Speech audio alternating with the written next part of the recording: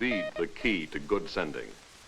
If your code is to mean anything to others in the radio net, then you've got to send rhythmically.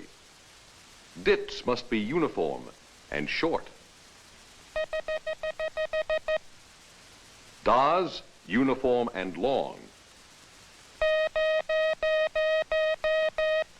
Spacing exactly right. Very small, tight spaces between the dits and das in a character, as the operator will now demonstrate with letters that are all dits or all das.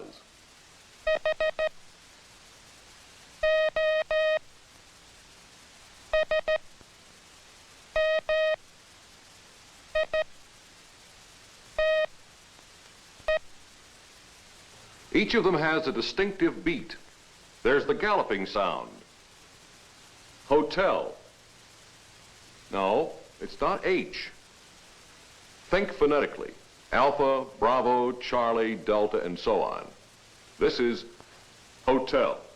And it's printed military style, by the numbers. 1 stroke down. 2 down. 3 across. We've added arrows to our lettering merely to remind you of the direction of each stroke.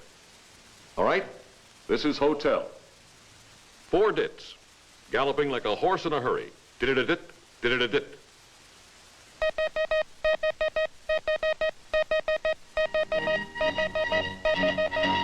Why the hurry?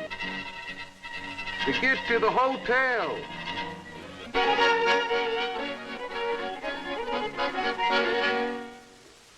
Now the sound of the 3-beat letters, Oscar and Sierra. In combination, one particular combination, they've got a rhythm nobody misses.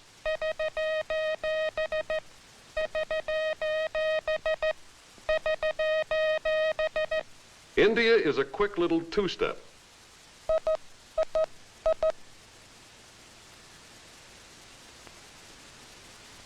Mike clumps around heavy-footed.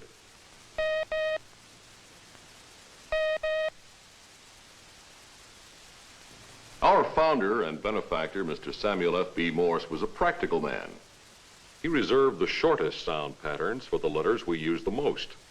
Echo, 1 lonely dit. And tango, 1 solid da.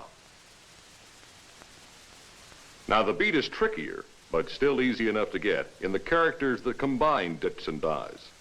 Yankee, for example.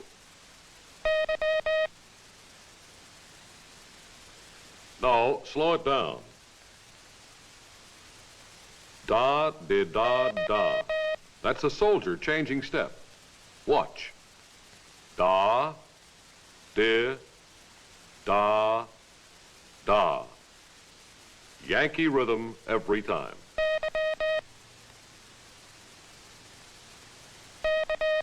Charlie's different. He's always changing step. Da, di, da, di.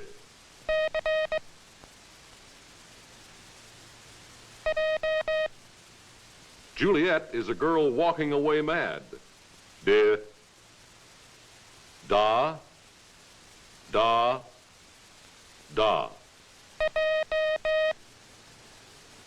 And Romeo couldn't care less.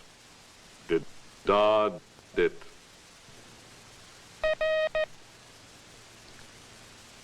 In short, the pattern of dits and das and spaces gives a very special sound to each of the 36 characters in our code.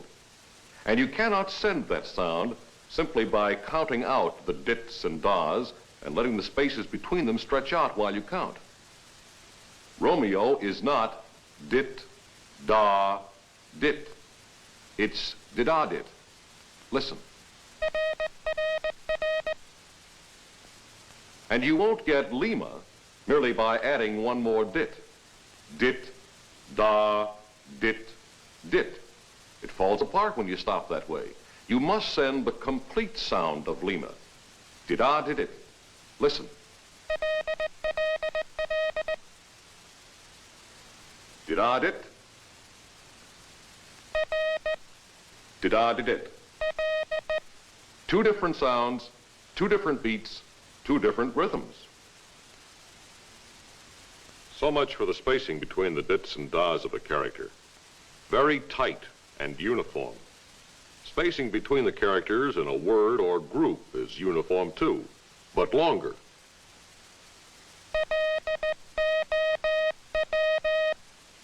A definite space or pause after a letter is completed, even when he speeds up.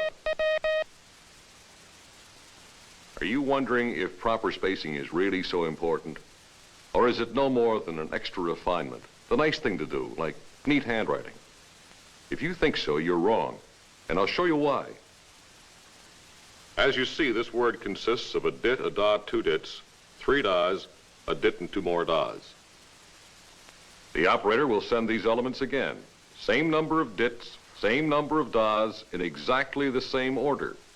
But this time he will change the spacing a little.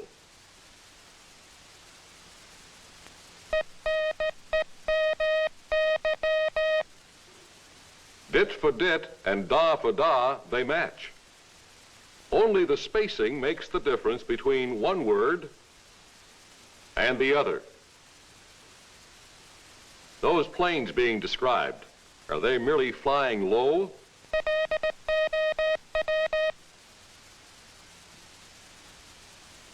Or are they enemy?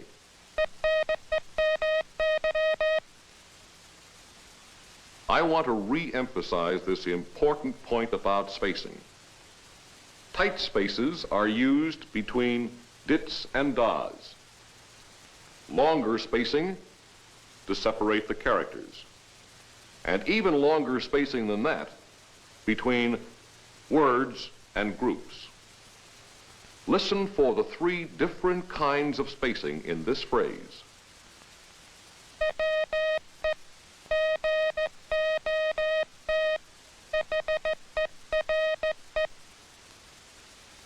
Letter spacing and word spacing can be a little tricky when you're sending. If a word space is too short or a letter space is too long, the sense of the message may not get through. Say that this is what you want to send. O-T space H. And this is what you actually send.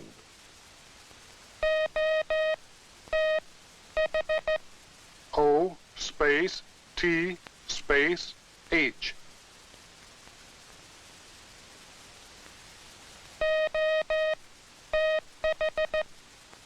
O space T H. Is what the receiver thinks you're sending. You're trying to tell him you've just arrived. But the way he reads it, you're about to leave. Or you'd like people to believe you're working, but it comes out a weather report.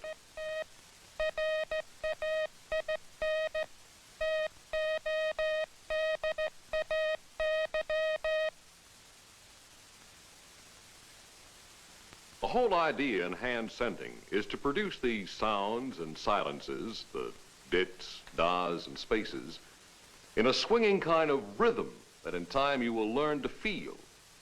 It's what experienced operators mean by smooth sending when they say another operator has a good fist.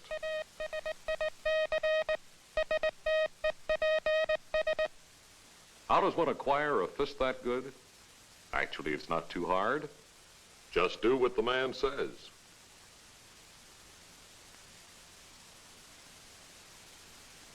Basic, essential, even obvious when you think about them. The first step involves equipment, which is where any rhythm making must begin. Certainly, musicians begin by tuning up their instruments.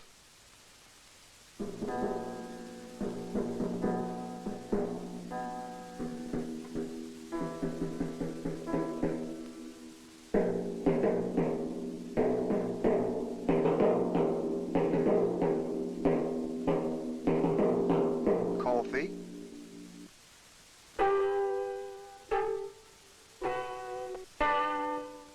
No. You begin by checking out the operator's friend, the J38 hand key. This one was borrowed from a big operator. Thank you. For good hand sending, certain things about this key must be just right. You see these contacts? They must be lined up right. And the gap between them must be right. And this spring, which pushes the key lever back up every time you push it down, the tension here must be right. And that's about it. You align the contacts by turning these two trunnion screws. You open and close the gap by turning the space adjusting screw at the other end of the lever. You tighten the spring or slack it off by turning the spring tension screw. And once the screws are adjusted, lock nuts hold them in place. The procedure is to loosen things up first by opening the gap wide and releasing all spring tension. Now, align the contacts. Please notice that the trunnion screws hold the lever firmly to prevent wobble, yet freely enough to avoid bind. Next, set the gap.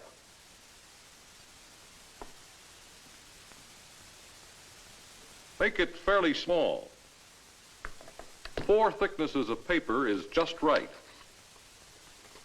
Then put some tension on the spring. Exactly how much is up to you. Now, what has all this got to do with rhythm? Everything.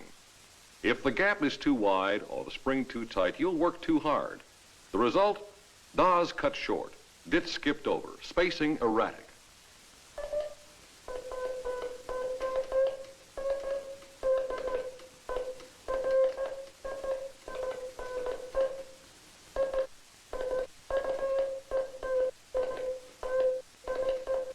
If the gap's too narrow or the spring's too loose, das and dits will run together with no real spacing at all.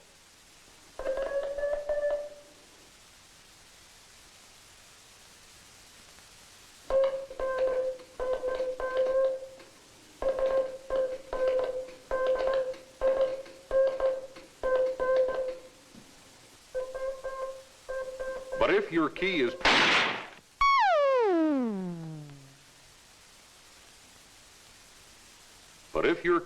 properly adjusted, you can make it sound like this.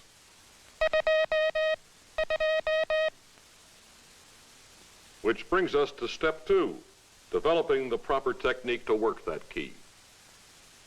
Again, a musical analogy. Some performers never bother with technique. Others,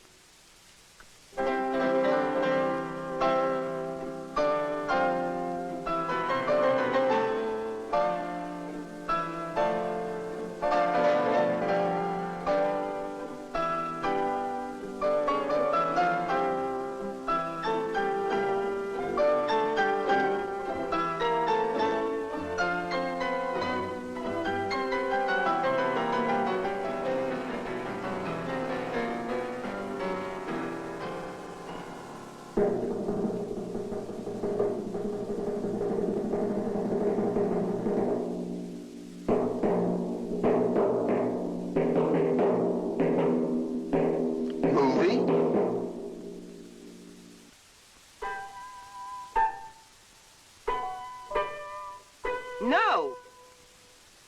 in this business, the best technique is the one that's least tiring. Would you give us a hand, please? Huh?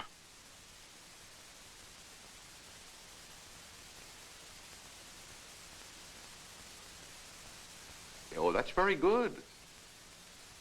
There's no better way to get into a relaxed position. Elbow on the table, as if you were having a drink. Let your hand fall to the key. Keep your elbow on the table. You'll need the support. The wrist is limber and off the table. The fingers hold the key. Hold it. The fingers hold the key. They don't tap it, slap it, hit it. They hold it. Index and middle fingers on the button, tips overlapping the edge a little. Thumb at the side. Ring and little fingers curled under. Note that the thumb is always against the side. or should be. You see, some people have what we call hitchhiker's thumb. Oh. Sorry. The point is, when your thumb's off the button, you work only your fingers with choppy results. Not to mention the strain on your hand.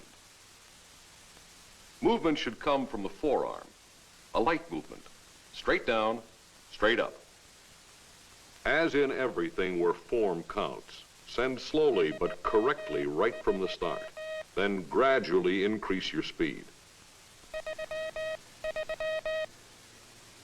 And that's step 3, practice.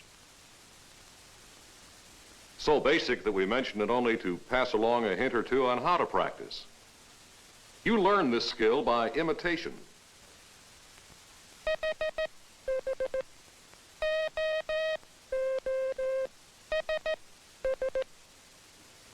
You improve your skill by constant self-appraisal. Listen to your own tapes every chance you get.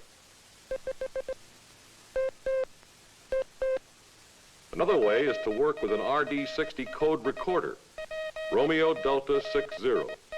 This is particularly good because it gives you an inked record to study, a diagram of the sounds you send. In a moment, we'll project some of that tape on the screen. What he was sending was the standard test word, Paris. And there you are. Each peak is a dit or a da. Each valley, a space. This is excellent sending, uniform and rhythmic. This is an example of poor hand sending. Same word, Paris, but look at the difference.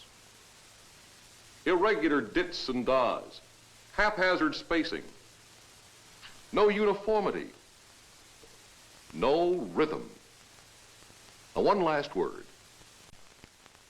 Out in the field, you'll use a key that clamps to your leg.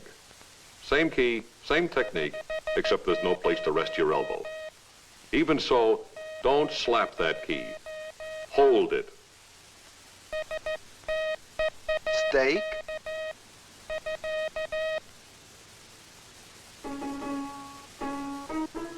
Say again.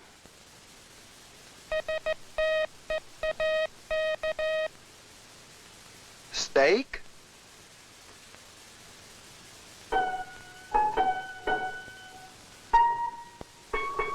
Yes.